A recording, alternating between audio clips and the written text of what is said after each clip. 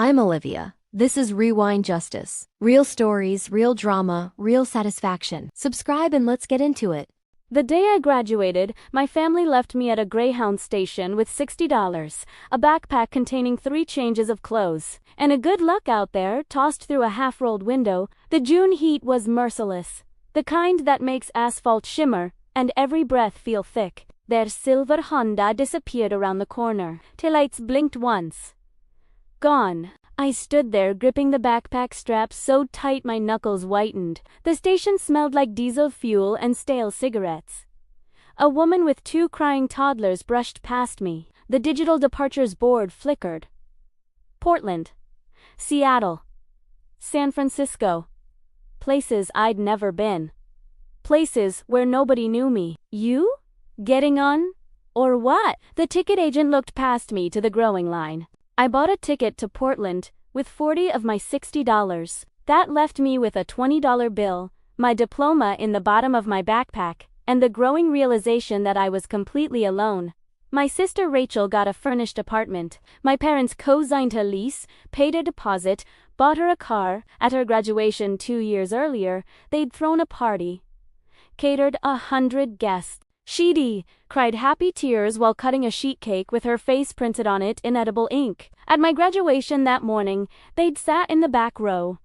Left during the speeches. I'd found them in the parking lot, engine already running. "We need to talk," Dad had said. That's when Mom handed me the backpack through the window. "You're 80 now. You're smart. You'll figure it out." What about I'd started? Rachel needs help with her student loans. Dad cut in. And her car payment. "We can't support 2 of you. You're not supporting me at all." Mom's expression didn't change. "You're strong. Always have been. Rachel needs us more." 20 minutes later, bus station.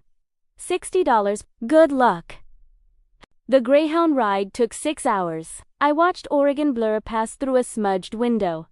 Forests, mountains, small towns with populations under 1,000. Each mile felt like distance from something I couldn't name. Not home. That word didn't fit anymore. Portland was bigger than anything I'd known. Louder. The bus dropped me downtown at 11 p.m. I walked 4 blocks to a motel with a vacancy sign buzzing neon red.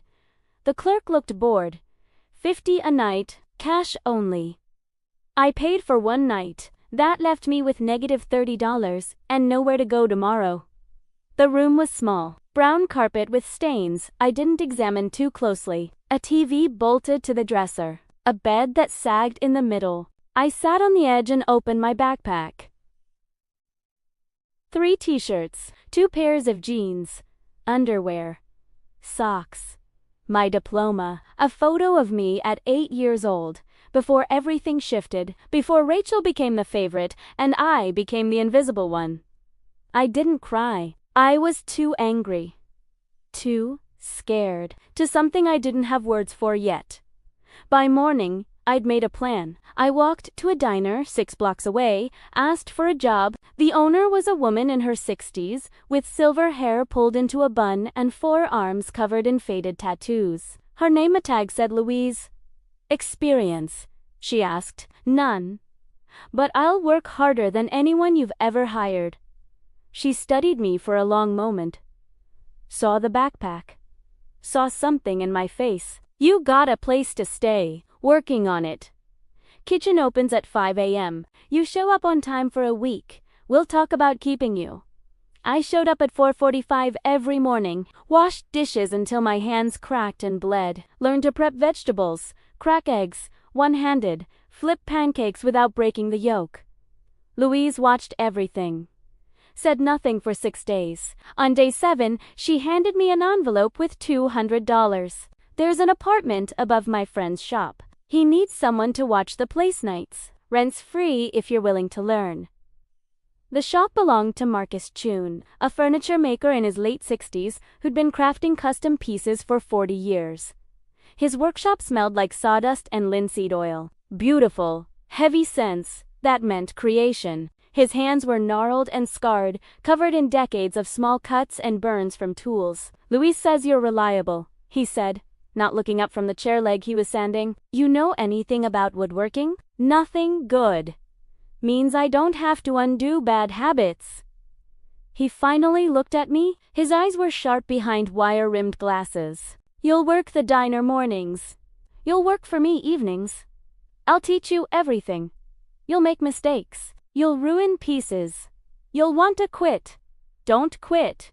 I didn't quit. Marcus was patient in a way I'd never experienced. When I measured wrong and cut a board 3 inches too short, he didn't yell. He showed me how to turn the mistake into something else. When I sanded through a veneer and ruined a tabletop, he taught me about grain direction and patience. Wood is honest, he said once, running his palm over a walnut plank. It doesn't lie about what it is. Doesn't pretend to be something else. You work with it, not against it. Understand? I understood. Months blurred into seasons. I worked the diner until 2 p.m., slept until 6, then worked in Marcus's shop until midnight. My hands grew calloused. My shoulders got stronger from hauling lumber. I learned to read wood grain like Marcus did, seeing the hidden patterns that told you where a piece wanted to break or hold. Louise started teaching me too. Not woodworking, life things. How to budget. How to open a bank account. How to interview for better jobs. She had a 3-legged rescue dog named Hopper who slept under the register. Sometimes when the diner was empty, she'd tell me about her own family who'd written her off decades ago when she came out. You build your own family, she said, scratching Hopper's ears. Blood doesn't mean much if there's no love in it. By year 2, Marcus let me design my own pieces. Small things first. A jewelry box.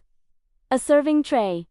A picture frame. He critiqued every joint, every angle, every finish. He was harsh in his assessments, but fair. This corner joint is sloppy, redo, Italiano. This finish has dust in it. Sand it down. Start over. This is good. Make 3 more exactly like it, then make them better. I made them better. B. Deary A customer commissioned me directly. A coffee table, live edge walnut with steel legs. She wanted something specific, showed me a photo from a magazine. Marcus watched me sketch designs, calculate materials, estimate costs. You're ready, he said simply. The table took me 3 weeks. I worked every evening, detail by detail. The customer cried when she saw it. Actually cried. She paid me $800. It was more money than I'd ever held at once. Marcus milled. Now you're a craftsperson. I started taking on more commissions. Word spread slowly at first, then faster. Custom tables, bookshelves, mantels. A restaurant owner wanted a complete dining set, 30 chairs and 6 tables. It took me 4 months working with Marcus. We delivered them together. The restaurant opened to a packed house. Our work was featured in Portland Monthly magazine. 3 pages of glossy photos. Local artisans craft stunning dining experience, read the headline. Marcus framed the article and hung it in the shop. Told you, was all, he said. By year 5, I'd saved enough to rent my own workshop. Small, barely 600 square feet, but mine. Marcus helped me move equipment, gave me tools I couldn't afford yet. Louise threw me a party at the diner. Hopper got his own piece of cake. You're not going anywhere, right? I asked Louise that night. The fear surprised me. Where would I go? This is home. Your home. Stop worrying. The commissions kept coming. I built a website. Started an Instagram account posting my work. The algorithm picked up something. A video of me planing a cherry board, the long curls of wood peeling away in one smooth motion. That video hit 50,000 views. Then 100,000. Then 1 million. Companies started reaching out. Custom furniture stores. Interior designers. An architect in Seattle wanted 12 console tables for a hotel lobby. A tech CEO wanted a complete home office. A gallery in San Francisco wanted to feature my work. I said yes to everything. Year 7, I had 3 employees. The workshop moved to a bigger space. 2,000 square feet, natural light from floor-to-ceiling windows on the north side. I was making more in a month than my parents made in a year. Marcus retired at Soldi's shop gave me his best tools as a parting gift. "You outgrew me years ago," he said. "Go make beautiful things." By year 10, a documentary filmmaker reached out. She was doing a series on craftspeople who built businesses from nothing. My story fit. Abandoned after graduation, survived through restaurant work and furniture making, built a 6-figure business through skill and determination. The filming took 3 months. They captured everything. My morning routine starting at 5 a.m. The workshop, mid-project, sawdust floating in the light. Customer meetings, delivery installations, an interview where I talked about those first nights in Portland, terrified and alone. "Do you have contact with your family?" the filmmaker asked off camera. "No." "Do you want to?" I thought about that for a long time. I spent so many years wanting them to see me, to acknowledge me, to say they were wrong or sorry or proud, anything. I don't want that anymore. I'm proud of myself. That's enough. The documentary premiered at a film festival. Won an award. Got picked up by a streaming platform. My workshop phone didn't stop ringing for weeks. By year 13, I had a factory space, 20 employees, and orders booked 18 months out. My work was in homes across the country, in restaurants and hotels and corporate offices. I'd been featured in Architectural Digest, Dwell, and Kinfo. I drove a restored 1970 Mercedes I'd rebuilt myself. I owned my building outright. That summer, I got a notification on Facebook, the family reunion. I hadn't thought about those people in years, hadn't checked the family group chat since graduation, but there it was, July 14th. Lions Park, noon. Noon. My first instinct was to ignore it. What did I care about a reunion with people who'd thrown me away? But something shifted in my thinking. I wasn't the scared 18-year-old they'd abandoned anymore. I wasn't asking for their approval. I didn't need their validation. But maybe, just maybe, I wanted them to see exactly what they'd thrown away. I booked a limo service. Black, classic, ridiculous and perfect. The day of the reunion, I dressed carefully. Tailored charcoal suit. Crisp white shirt. No tie. Italian leather shoes. My hair was longer now, styled back instead of the shaggy mess I'd had at 18. I'd filled out from years of physical work. My hands were scarred and calloused, marked by my craft. The limo pulled up to Lions Park at 12:30, late enough that everyone would already be there. The driver opened my door. I stepped out. The park was exactly as I remembered. Pavilion with picnic tables. Kids running around a playground, the smell of barbecue smoke drifting from a charcoal grill. Maybe 80 people scattered around in clusters. My family. Aunts, uncles, cousins, second cousins. Conversation stopped in waves as I walked toward the pavilion. People I'd known my entire life looked at me with curious, confused expressions. Who was this person in an expensive suit arriving in a limo? I saw my parents first.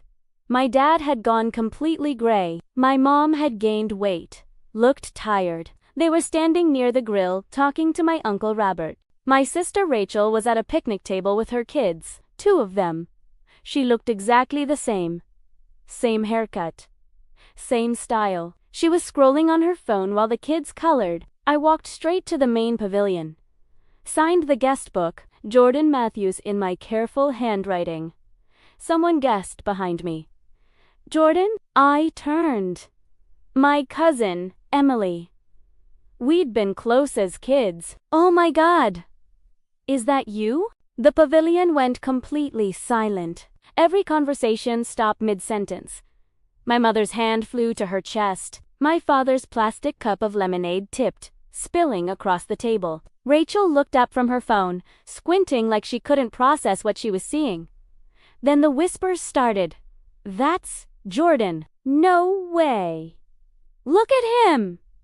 Is that a limo? I walked over to my parents.com, shoulders back. Grounded in who I'd become. Mom. Dad. My mother's mouth opened. Closed. Jordan. When did you? We didn't know you were coming. I saw the Facebook invite. I looked at my father. How have you been? He couldn't form words. Just. Start. The resemblance was there if you looked, but I'd changed so much they'd walked right past me when I signed in. You look so different. Mom finally managed. 13 years will do that. Rachel appeared at their side, still holding her phone. Jordan, what are you? ... Is that your car? It's a limo. Seemed fitting for a reunion. Uncle Robert looked confused. You're doing well then. What are you up to these days? This was the moment I'd imagined to reveal. But standing there, looking at their bewildered faces, I felt nothing. No anger, no satisfaction, just a distant sort of observation, like watching strangers. I'm a furniture maker. Custom pieces. I have a factory in Portland. Portland. My mother's voice cracked. You've been in Portland this whole time? You left me at a bus station. Portland was where the bus went. Silence spread like spilled water. My father finally found his voice. We figured you'd be fine. I am fine. I looked at each of them. Very fine, actually. You could have called, Mom said, and there it was, the deflection. Making it my fault. Could have, didn't want to. Rachel stepped forward. That's harsh. We're still family. I laughed. Couldn't help it. Family. Right. You got the apartment, the car, the loan payments covered. I got $60 and good luck. We were helping her get started, Dad said, defensive now. And me. You were always so independent, so capable. I was 18 and homeless. The word homeless hit them like a physical blow. My mother's face went pale. My father looked at the ground. You weren't homeless, Rachel protested. You just moved away. I slept in a $40 motel room with my diploma and I washed dishes 12 hours a day to afford rent. I learned a trade from a stranger who showed me more kindness in a week than you showed me in 18 years. Emily was filming on her phone now. Other cousins had gathered close, not even pretending not to listen. We didn't know it was that bad, Mom whispered. You didn't ask. You drove away without looking back. So what? You're here to make us feel guilty? Rachel's voice rose. You show up in a limo like some big shot to rub it in our faces. No. I said it calmly. I'm here because I wanted to see if I'd feel anything. Anger. Hurt. Something. But I don't. You're just people. I used to know. That's cold, my father said. That's honest. Uncle Robert cleared his throat. I saw the article about you. Portland Monthly. That was you. Among others. There's also a documentary, Built from Nothing. It's streaming now. My mother's eyes widened. A documentary? About craftspeople who built businesses from scratch. My segment is about starting with nothing after family abandonment. I paused. It's been watched about 2 million times. Rachel looked like she'd been slapped. 2 million, give or take. My father stepped forward. Look, son, maybe we made mistakes, but we're here now. We could ... We could reconnect, get to know each other again. There. It was the moment they realized I'd become something valuable. Someone worth knowing now that I had success. 13 years ago, you left me at a bus station. I was terrified. Alone. I had nothing. I built everything myself. Me. With help from people who actually cared about me. We cared, Mom said, tears forming. You cared about Rachel. I was an obligation you fulfilled for 18 years. Then you were done. That's not fair, Rachel said. I turned to her. How are you doing? By the way, still in that apartment they helped you get? Her face flushed and it's complicated. The divorce was expensive. Divorce. 2 years ago, I moved back with Mom and Dad. Temporarily, I looked at my parents. Still supporting her? My father's jaw tightened. She's going through a hard time. I went through a hard time. You gave me $60. The crowd around us had grown. 20 people at least. All watching. All listening. Emily was still filming. Aunt Patricia pushed through the crowd. Jordan, I saw your work at the Fairmont Hotel. Those console tables in the lobby, that was my commission. They're exquisite. Do you have a card? My daughter's redesigning her living room. I pulled a card from my pocket. Heavy cardstock. Embossed, handed it to her. Wow, she breathed, running her thumb over the embossing. Professional. My mother reached for my arm. Jordan, please, can we talk? Really talk? I looked at her hand on my sleeve. Pulled away gently. I don't think so. Why not? Because 13 years ago, I needed parents. I needed support. I needed someone to believe I was worth investing in. You decided I wasn't. I've spent every day since then proving to myself that I was. I don't need your validation anymore. I don't need your approval. I don't need anything from you. So that's it. My father's voice rose. You show up here to humiliate us and leave? I showed up to see if I'd feel anything. I don't. You're strangers to me. I turned to walk away. Rachel grabbed my arm. Wait. Can you at least tell us about your life? About what you do? I paused. Looked at her. Really? Look. She was 32 and living with our parents. Dependent on them for everything. Just like she'd always been. I make furniture. Beautiful furniture. I have a team of 20 people who depend on me. I own my building. I'm booked out for 18 months. I wake up every morning grateful for my life. I pulled my arm free, and I did it all without you. I walked back to the limo. The driver opened the door. Before I got in, I turned back one more time. My parents stood frozen at the pavilion. Rachel had her phone out, probably Googling my business. The crowd around them whispered behind hands. Emily was still filming. I already said goodbye to you 13 years ago. I called out. This isn't a second chance. This is closure. I got in the limo. The door closed. As we pulled away, I looked out the tinted window. My mother had collapsed into a chair. My father stood with his hands on her shoulders, looking lost. Rachel was crying, phone pressed to her face. The park disappeared behind us. My phone buzzed. Louise? How'd it go? Exactly how I thought it would. And how do you feel?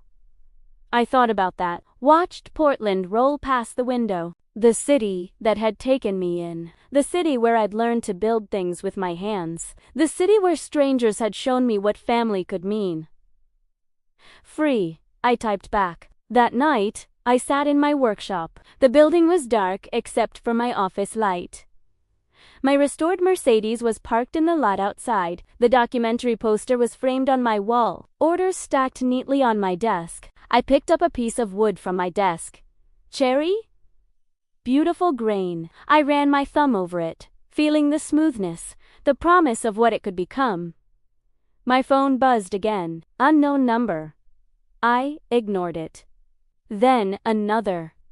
Another.